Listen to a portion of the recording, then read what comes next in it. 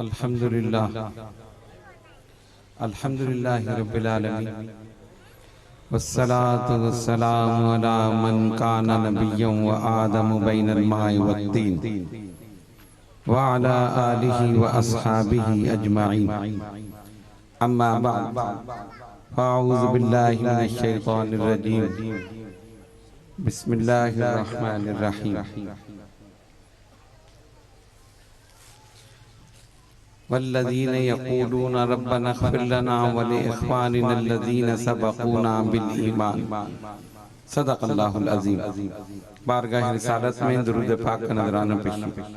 اللہم صلی علی سیدنا مولانا محمد وعلی آل سیدنا مولانا محمد صلاة دائمة بتوام الملک الحی القیوم۔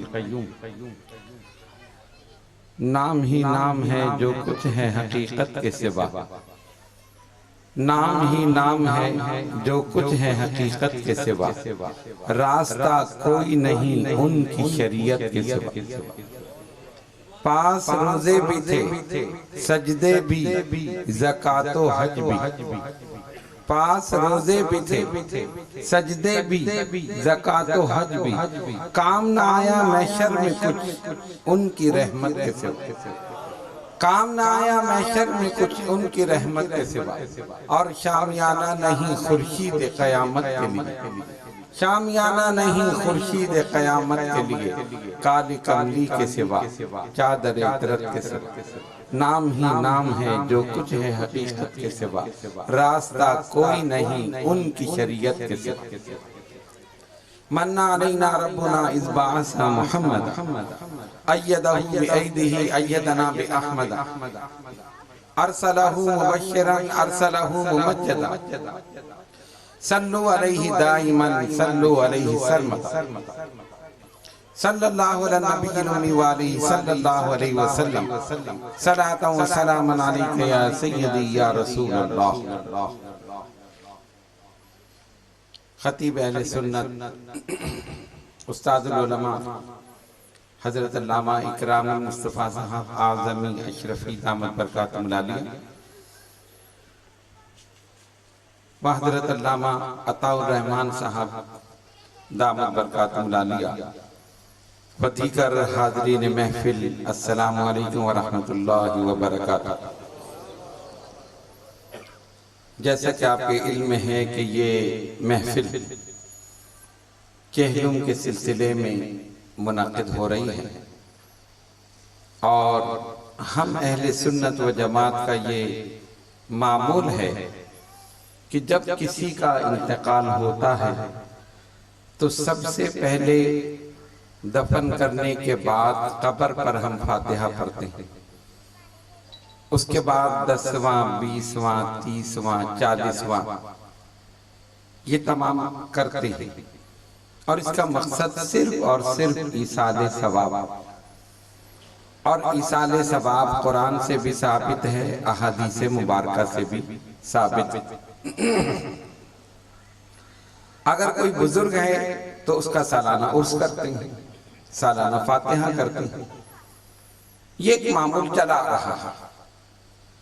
تو بعض لوگ اس پر یہ اعتراض کرتے ہیں کہ نبی پاک علیہ السلام نے کسی کا 40واں نہیں کیا، صحابہ نے نہیں کیا، تم کیوں کر رہے؟ کتنے صحابہ کا انتقال سرکار کے سامنے ہوا، شہید ہوئے، 10واں 20واں 30واں 40واں کسی کا نہیں۔ ہم کہتے ہیں ہاں صحیح نہیں کیا۔ کیوں نہیں کیا؟ ضرورت ہی نہیں تھی، ضرورت ہی نہیں تھی۔ ارے جس کے جنازے پر نبی پاک علیہ السلام کھڑے ہو جائیں اس کو 40ویں کی کیا ضرورت ہے؟ سرکار کی شرکت ہی اس کے لیے جنتی ہونے کی دلیل ہے۔ ضرورت تو آج ہے کہ جب ہم گناہوں میں ملوث ہو چکے ہیں، دنیا میں ملوث ہو چکے ہیں، تو اگر دنیا میں کچھ نہ کر سکے تو پیچھے سے ایصال ثواب پہنچ جائیں، گناہوں کی مغفرت ہو جائے، جنت میں داخلہ ہو۔ بات سمجھ میں آگئی نا؟ اللہ رب العالمین فرماتا ہے یقولون ربنا اغفر لنا ولإخواننا الذین سبقونا بالایمان، اور وہ دعا کرتے ہیں اے ہمارے رب ہمیں بخش دے اور ہمارے ان بھائیوں کو جو ہم سے پہلے ایمان کے ساتھ گزر چکے ہیں، یعنی جو دنیا سے جا چکے ہیں ان کو پڑھتے ہیں۔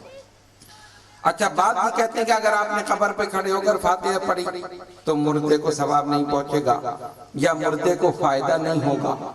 ہم کہتے ہیں بخاری شریف کی حدیث اٹھا کر دیکھو، دیگر کتب میں موجود ہے، نبی پاک علیہ السلام آپ کا گزر دو قبروں کے پاس سے ہوا، سرکار نے فرمایا ان دو قبر والوں پر عذاب ہو رہا۔ کھجور کی شاخ توڑی، ایک اس قبر پہ گاڑ دی، ایک اس قبر پہ گاڑ دی۔ صحابہ نے عرض کیا یا رسول اللہ صلی اللہ علیہ وسلم فدا کا امی و ابی، حضور ہمارے ماں باپ قربان، یہ عمل آپ نے کیا کیا؟ فرمایا ان دو قبر والوں پر عذاب ہو رہا تھا، اور وہ کسی بہت بڑے گناہ کی وجہ سے نہیں، ایک وہ تھا جو پیشاب کی چھینٹوں سے اپنے آپ کو نہیں بچاتا تھا، اور دوسرا وہ تھا جو چغل خور، یعنی ادھر کی بات ادھر، ادھر کی بات ادھر لگاتا، اس وجہ سے عذاب ہو رہا تھا۔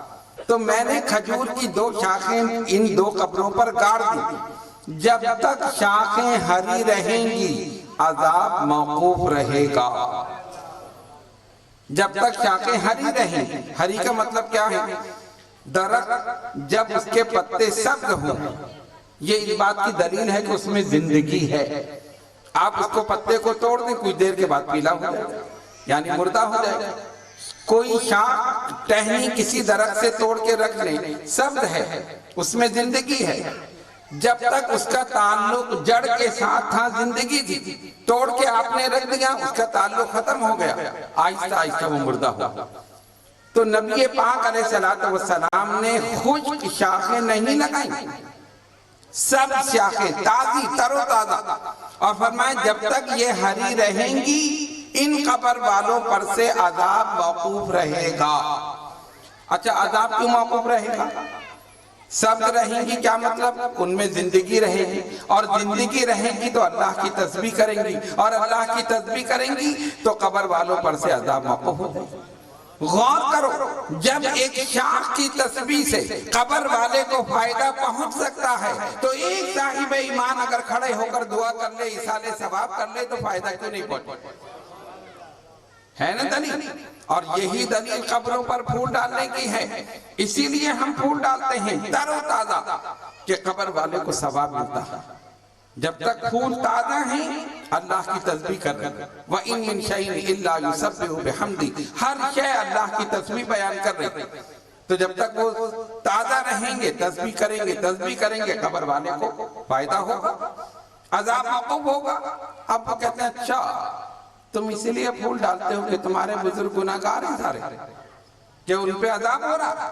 ہم نے کہا بے وقوف، ایصال ثواب نیکوکار کے لیے بھی ہے، گناہگار کے لیے بھی، اس لیے کہ ایصال ثواب گناہگار کے گناہوں کی بخشش کا سبب ہے اور نیکوکار کے درجات کی بلندی کا سبب ہے۔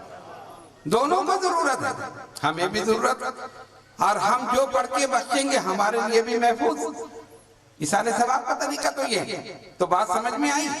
اس لیے ہم قبر پر فاتحہ پڑھتے ہیں، ایصال ثواب کرتے ہیں، قرآن مجید فرقان حمید کی آیات پڑھ کر ایصال ثواب کرتے ہیں، تو یقیناً اس کو فائدہ پہنچتا ہے۔ یہ ہمارا عقیدہ۔ دوسری بات، پھر انہوں نے کہا تم نے جو دن معین کر دیے، 10واں، پہلے تو سویم، پھر 10واں، پھر 20واں، پھر 30واں، پھر 40واں، اس کی کیا ضرورت ہے؟ کسی بھی دن کر دو، کسی بھی دن۔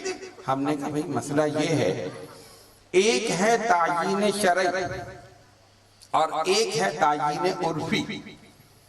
تعیین شرعی جس کو شریعت مقرر کر دے اس میں تبدیلی نہیں ہوگی، اور تعیین عرفی جس کو ہم اپنی آسانی کے لیے کوئی دن مقرر کر لیں اس میں تبدیلی ہو سکتی نا۔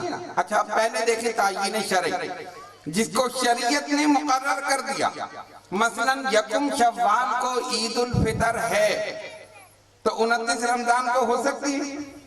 بتائیے ہو سکتی ہے یا نہیں؟ پشاور میں تو ہو جاتا ہے، خیر اس سال تو نہیں ہوئی، بہرحال اللہ تعالیٰ سب کو ایک ہی کر دے، تو اس میں تبدیلی نہیں۔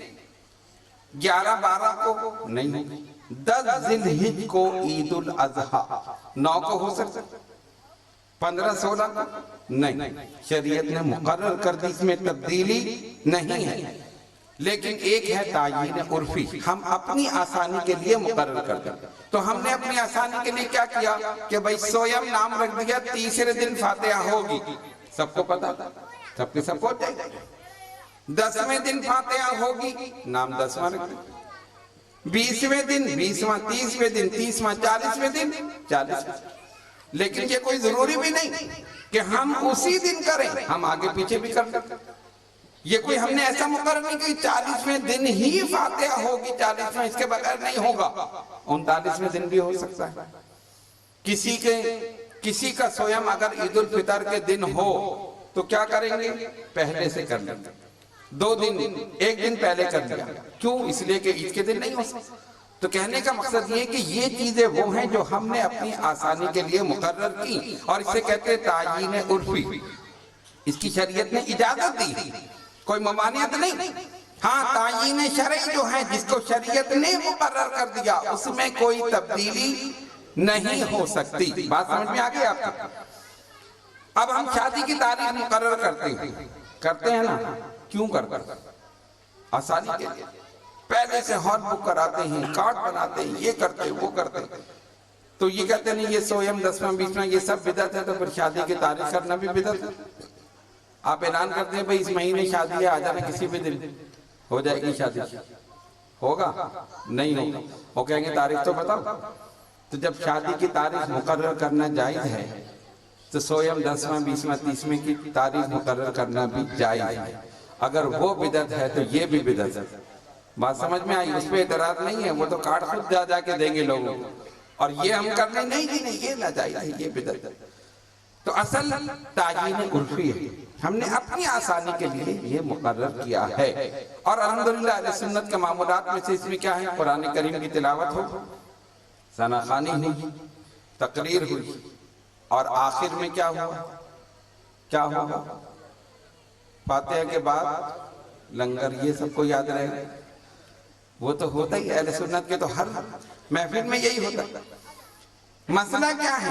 مسئلہ یہ ہے کہ ہم نے کھانا سامنے رکھا، پڑھ دیا، مردے کو یعنی مرنے والے کو ایصال ثواب کی ضرورت ہے نا، اس کو کھانے کی ضرورت نہیں۔ کیوں؟ وہ دنیا سے جا چکا۔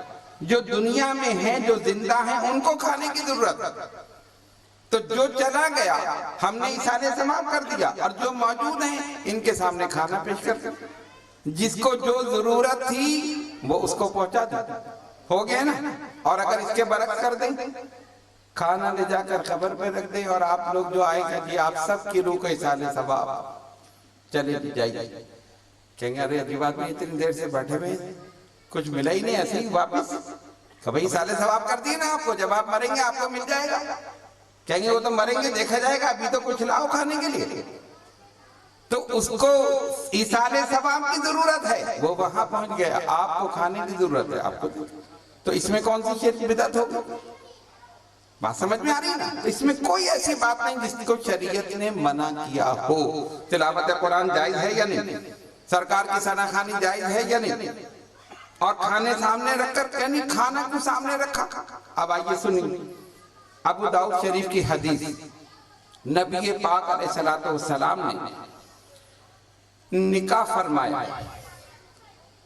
جب سرکار نے نکاح کیا نا تو حضرت انس بن مالک رضی اللہ تعالیٰ عنہ نے، ان کی والدہ نے 2 آدمیوں کا کھانا پکایا، 2 آدمیوں، اس کو ٹفن میں رکھا اور کہا انس یہ لے جاؤ، یہ آقا کی بارگاہ میں پیش کر دو، اور ان سے کہنا صرف آپ کے لیے اور ام المومنین کے لیے ہے، جن سے نکاح فرمایا نا، یعنی آپ دونوں کے لیے ایک نکاح کی خوشی۔ حضرت انس رضی اللہ تعالیٰ عنہ فرماتے ہیں میں وہ کھانا لے کر آیا، 2 آدمیوں کو سرکار کی بارگاہ میں پیش کیا، یا رسول اللہ صلی اللہ علیہ وسلم، سرکار یہ میری والدہ نے اس نکاح کی خوشی میں یہ کھانا بھیجا، لیکن آپ کے لیے ہیں اور ام المومنین کے لیے۔ زور کس پہ دیا؟ آپ کے لیے۔ کیوں؟ وہ جانتے تھے سرکار کی عادت ہے جب تک سب کو نہ کھلائیں خود کھاتے ہی نہیں، سب کو کھلا کر پھر کھائیں، ایسا نہیں کہ سب کو بلا لیں۔ پیش کر دیا۔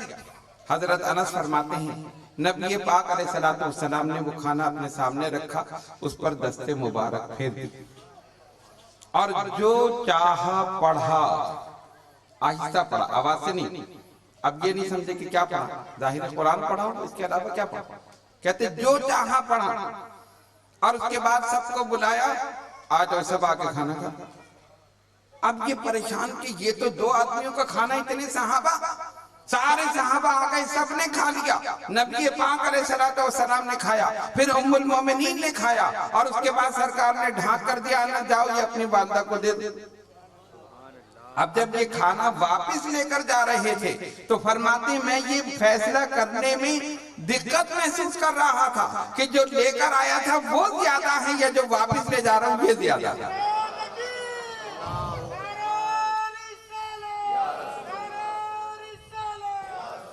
جو لے کر آیا تھا وہ زیادہ ہے یا جو واپس لے کے جا رہے ہیں وہ زیادہ ہے۔ آقا نے بتا دیا تم ہمیں نہیں کھلا رہے، ہم تمہیں کھلا رہے ہیں۔ تم نے تو 2 آدمیوں کا بھیجا تھا، ہم نے سارے صحابہ کو کھلا دیا، اور جتنا بھیجا تھا اس سے زیادہ واپس بھیج دی۔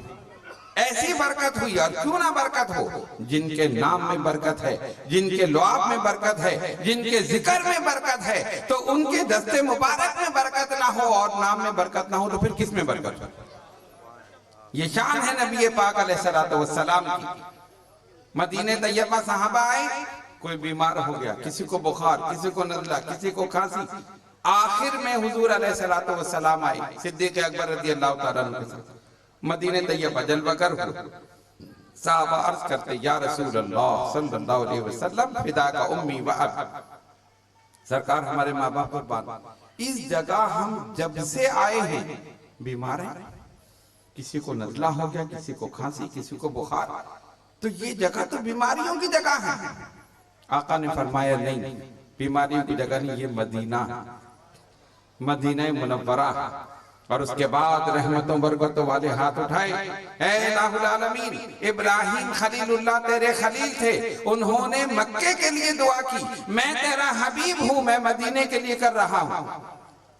اور دعا کیا فرمائی؟ مولا جتنی برکتیں تو نے مکے میں نازل کی ہیں اس سے دگنی برکتیں مدینے میں نازل کر۔ اور میرا ایمان یہ کہتا ہے، میرا ایقان یہ کہتا ہے، میرا وجدان یہ کہتا ہے کہ جو لفظ رسول کی زبان سے نکل رہا تھا اسی وقت بارگاہ خداوندی میں قبول ہو رہا۔ اسی لیے آج ساری برکتیں مدینے میں ہیں، ساری رحمتیں مدینے میں ہیں، ساری عظمتیں مدینے میں ہیں، اس لیے کہ جس کے دم سے یہ رحمتیں ہیں وہ خود مدینے میں، وہ خود مدینے میں۔ تو جن کے نام میں برکت ہے، جن کے ذکر میں برکت ہے، جس روضے میں آرام فرما ہو وہاں کتنی برکت ہے، وہاں کتنی برکت ہے۔ تو کہنے کا مقصد یہ تھا کہ جس کو جس چیز کی ضرورت تھی وہ ہم نے پہنچا، مرنے والے کو اصالِ ثواب کی ضرورت تھی وہ بھیج دیا، جو موجود ہیں ان کو کھانا کھلا دیا، جس کی جو ضرورت تھی پوری ہو گئی۔ اس میں کیا مسئلہ ہوا؟ اچھا سویم میں چنے پڑے جاتے، چنے پڑھتے ہیں نا، اس پہ کلمہ شریف پڑھتے ہیں، وہ اس لیے جو لوگ قرآن کریم پڑھے ہوئے ہیں ان کو تو ایک ایک پارہ آپ نے دے دی، یہ قرآن خوانی ہوگی، کسی نے دوسرا لیا، کسی نے تیسرا، کسی نے چوتھا، کوئی پورا کلام پاک ہوگا۔ اب کچھ لوگ ایسے ہیں جو پڑھے ہوئے ہیں، اور یہ بھی یعنی ایک بہت بڑا یہ سانحہ کہیں جو بھی کہیں کہ اگر کوئی ایسا ہے تو اسے چاہیے کہ پڑھ لے، اس لیے کہ قرآن پڑھنے میں عمر کی کوئی قید نہیں، اور اس میں کوئی شرم بھی نہیں ہونی چاہیے۔ شرم تو اس میں ہونی چاہیے کہ ہم مسلمان ہیں اور ہم قرآن نہ پڑھ سکیں، ہم اپنی مذہبی کتاب نہ پڑھ سکیں، اس سے بڑا ہمارے لیے اور شرمندگی کا مقام کیا ہے؟ تو اگر نہیں پڑھی، نہ پڑھ سکے، آپ بچپن میں اب پڑھ لیں۔ حدیث شریف میں آیا ایک آدمی ہے جو ربانی سے قرآن پڑھتا ہے، اور ایک وہ ہے جس کی زبان میں لکنت ہے، وہ اٹک اٹک کر قرآن پڑھتا ہے۔ سرکار نے فرمایا جو ربانی سے پڑھتا ہے اسے 1 اجر ملے گا، جو اٹک اٹک کر پڑھتا ہے اسے 2 اجر ملے گا۔ اتنا کرم ہے اللہ کا، تم پڑھ کر تو دیکھو۔ قرآن کہتا ہے افلا یتدبرون القرآن، یہ قرآن، تم اس قرآن میں تدبر کیوں نہیں کرتے؟ وَلَقَدْ يَسَّرْنَا الْقُرْآنَ لِلذِّكْرِ فَهَلْ مِن مُدَّكِرٍ، ہم نے اس قرآن کو یاد کرنے کے لیے، سمجھنے کے لیے، نصیحت حاصل کرنے کے لیے آسان کر دیا ہے۔ کوئی پڑھنے والا ہے؟ کوئی سمجھنے والا؟ اس کو پڑھ کر تو دیکھو۔ ایک بزرگ نے بڑی پیاری بات کہی جو سننے اور یاد رکھنے کے قابل۔ انہوں نے فرمایا، جب میں چاہتا ہوں کہ میں اللہ سے باتیں کروں، جب میں چاہتا ہوں کہ میں اللہ سے باتیں کروں تو میں نماز پڑھتا ہوں، اور جب میں چاہتا ہوں رب مجھ سے باتیں کرے تو میں قرآن پڑھتا ہوں۔ رب مجھ سے باتیں کرے تو میں قرآن پڑھتا ہوں۔ اور یہ باتیں تو ہیں جو اس نے اپنے حبیب سے کی ہیں اور ہم پڑھ رہے ہیں، اور اس کا کرم یہ ہے ایک ایک حرف پر 10 نیکی وہ عطا کر رہا۔ تم پڑھ کے تو دیکھو، الف ایک حرف ہے، لام ایک حرف ہے، میم ایک حرف ہے، الف لام میم پر 10 نیکیاں نہیں ہیں، الف پر 10، لام پر 10، میم پر 10، صرف الف لام میم کہا 30 نیکیاں نامہ اعمال میں لکھ دی گئی۔ کتنا کرم ہے مولا کا۔ اگر ہم پھر بھی نہ پڑھیں تو ہم سے زیادہ غافل اور کون ہو سکتا؟ بات سمجھ میں آئی؟ تو بات یہاں سے چلی کہ وہ جو لوگ قرآن پڑھے ہوئے نہیں ہوتے تو ان کے لیے ہم کیا کرتے ہیں؟ چنے بچھا دیتے ہیں، چنے، ایک ایک چنے پر لا الہ الا اللہ محمد رسول کلمہ شریف پڑھ۔ اب وہ کتنے بھی ہوں، اور حدیث شریف کے مطابق 1,00,000 کلمہ طیبہ جس نے پڑھ لیا اس کی مغفرت ہو گئی۔ 1,00,000۔ اچھا اب اس میں کتنا ہے اس کی گنتی تو نہیں نا کتنی؟ مولانا جامی رحمت اللہ علیہ فرماتے ہیں ایک نوجوان کے لیے مشہور تھا کہ یہ صاحب کشف ہے۔ صاحب کشف ہوتا ہے جو چھپی ہوئی باتوں کو جان لے۔ نوجوان کے لیے فرماتے ہیں کہ وہ میرے ساتھ ایک دعوت میں شریک ہوا، لوگوں نے بتایا کہ وہ فلاں نوجوان جو ہے یہ صاحب کشف ہے۔ تو میں نے کہا اچھا۔ فرماتے ہیں میں نے 1,00,000 مرتبہ کلمہ طیبہ پڑھ رکھا تھا لیکن اس کا ثواب کسی کو نہیں پہنچایا، مطلب پڑھ لیا، دعا کر کے ایصال ثواب نہیں کیا۔ میں نے دیکھا کہ یہ نوجوان رونے لگا۔ میں نے اس سے پوچھا کہ کیوں رو رہے؟ اس نے کہا میری ماں کا انتقال ہوا ہے اور میں اسے جہنم میں دیکھ رہا، اس وجہ سے میں رو رہا ہوں۔ مولانا جامی فرماتے ہیں میں نے دل ہی دل میں کہا اے الہ العالمین، جو 1,00,000 کلمہ طیبہ میں نے پڑھا ہے وہ میں نے اس کی ماں کو بخش دیا، وہ میں نے اس کی ماں کو بخش دیا۔ فرماتے میں نے اسی وقت دیکھا کہ وہ ہنسنے لگا۔ میں نے کہا اب کیا ہوا؟ کہا اب میں اسے جنت میں دیکھا، اب میں اسے جنت میں دیکھ رہا ہوں۔ اتنی سی دیر میں ایصال ثواب ہو گیا، گناہوں کی مغفرت ہو گئی، جنت میں داخل ہو گئی۔ تو فرماتے ہیں کہ کلمے کی فضیلت مجھے اس کے کشف سے معلوم ہوئی، اور اس کے کشف کو دیکھنا مجھے کلمے سے معلوم ہوئی، دونوں کی سے معلوم ہوئی۔ تب آپ دیکھیں 1,00,000 مرتبہ کلمہ طیبہ، اور چنوں کی تو کوئی شماری نہیں ہے، جتنا بھی پڑھا جائے، جتنا بھی بخشا جائے گا، انشاءاللہ تعالیٰ اس مرنے والے کو ثواب پہنچے گا، اس مرنے والے کو ثواب پہنچے گا۔ اسی لیے سرکار دو عالم علیہ السلام نے فرمایا نہیتکم عن زیارت القبور فزوروها، میں تمہیں قبروں کی زیارت سے منع کرتا تھا لیکن حکم دیتا ہوں قبروں کی زیارت کرو۔ قبروں کی زیارت کرو گے اپنی قبر تمہیں یاد آئے گی، اپنی قبر تمہیں یاد آئے گی۔ اور دوسرے مقام پر فرمایا من زار قبر ابویہ او احداہما، جس نے اپنے والدین کی قبروں کی زیارت کی، دونوں کی یا کسی ایک کی، فی یوم الجمعہ، ہر جمعے کے دن، فرمایا غفر لہ، اس کی مغفرت ہو گئی، کتب لہ برن، وہ اللہ کے نزدیک نیک لکھا گیا۔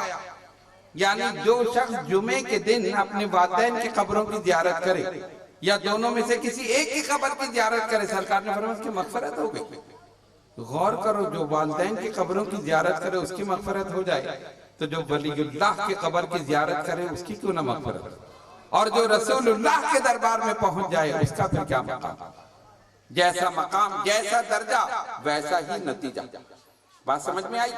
تو ہماری کیفیت یہ ہے کہ ہمارے دلوں پر غفلت کے پردے چڑھے ہوئے، ہم اپنے ہاتھ سے نہلاتے ہیں، کفناتے ہیں، قبر میں اتارتے ہیں، عبرت حاصل نہیں کرتے، خود کندھا دے کر جاتے ہیں، نہیں سوچتے آج ہم لے کے جا رہے ہیں کل ہمیں بھی لے جائے گا، آج ہم نہلا رہے ہیں کل ہمیں نہلایا جائے گا، آج ہم اسے قبر میں اتار رہے ہیں کل ہمیں بھی اتارا جائے گا۔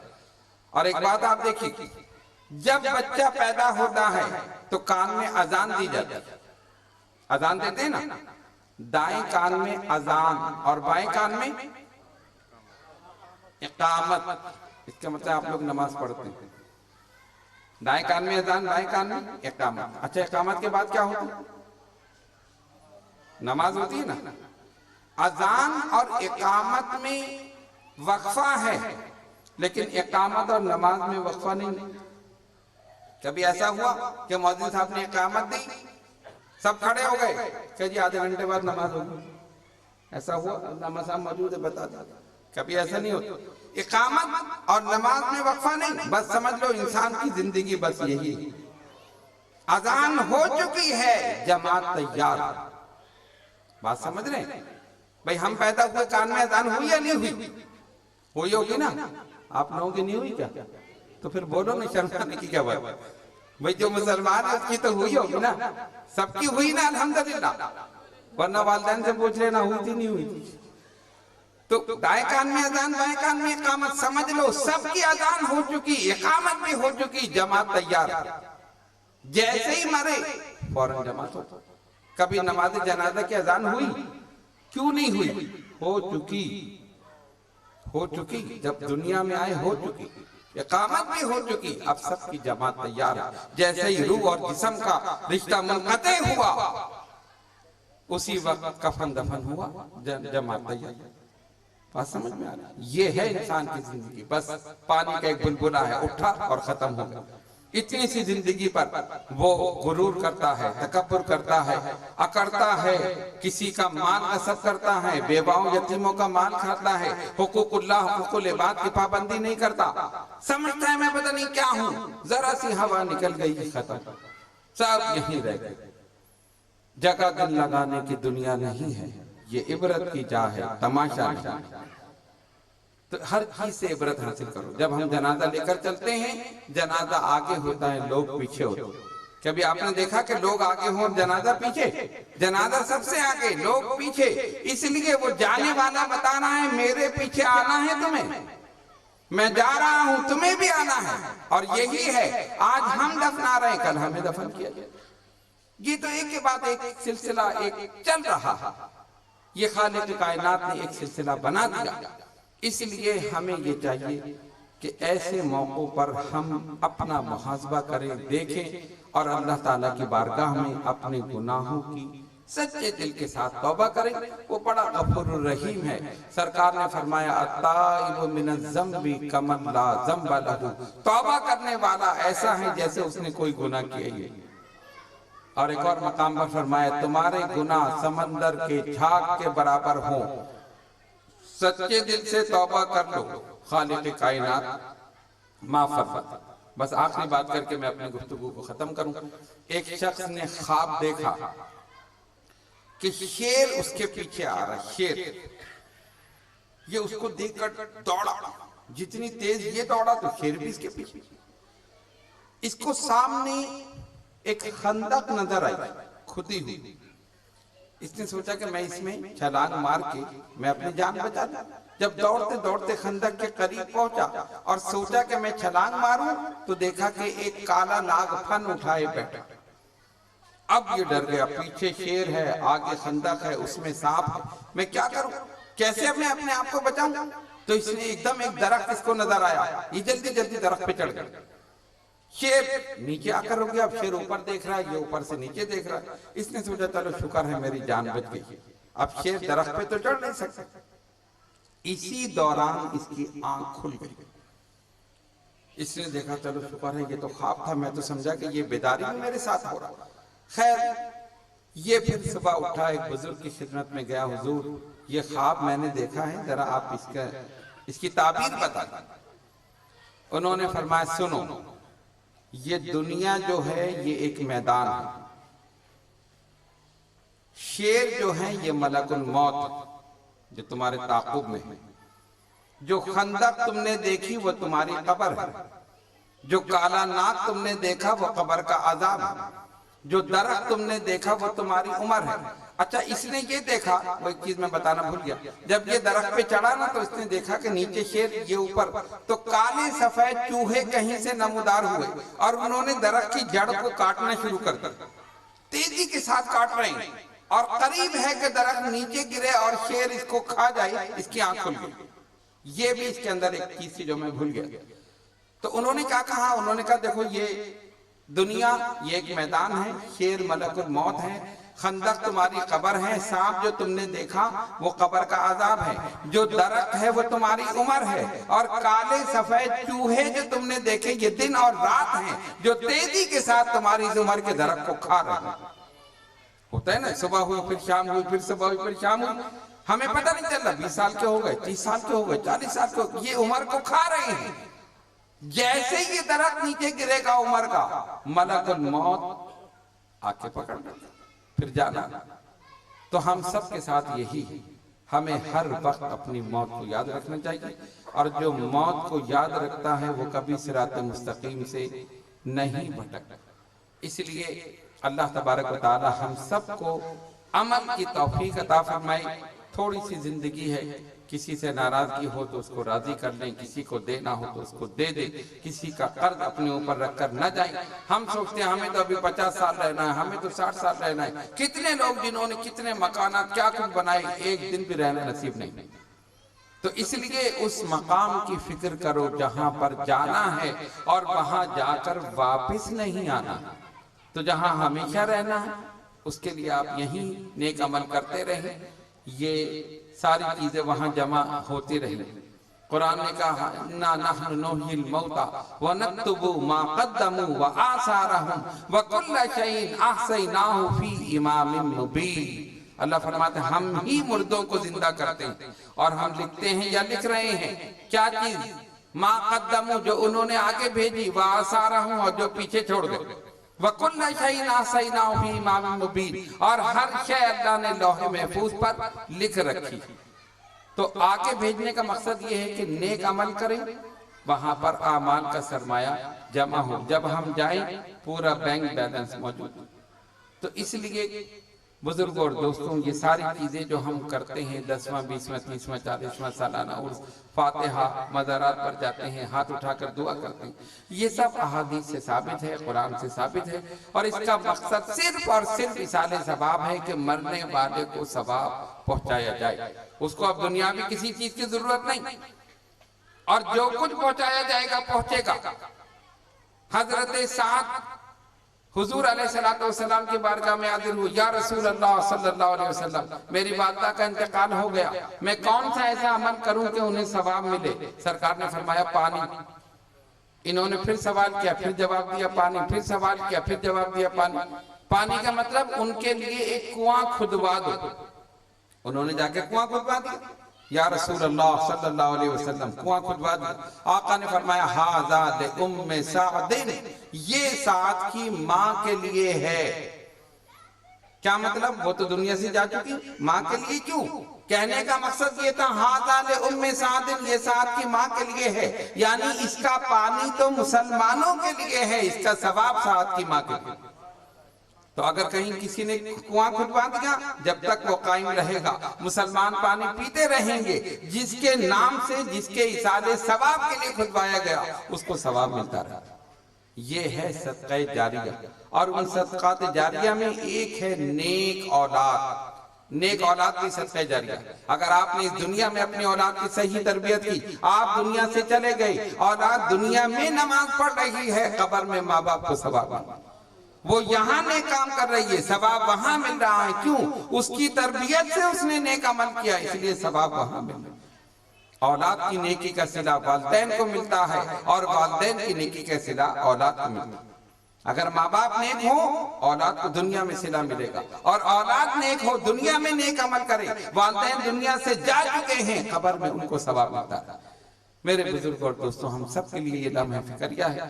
ہمیں چاہیے کہ ہم اپنے اعمال، افعال، کردار درست کریں، حقوق اللہ، حقوق العباد کی پابندی کریں، جن چیزوں سے سرکار نے منع کیا ان سے رک جائیں، جن کے کرنے کا حکم دیا وہ کریں، صدقات جاریہ کریں، اپنے اولاد کی اچھی پرورش کریں، اور دیگر اعمال کریں۔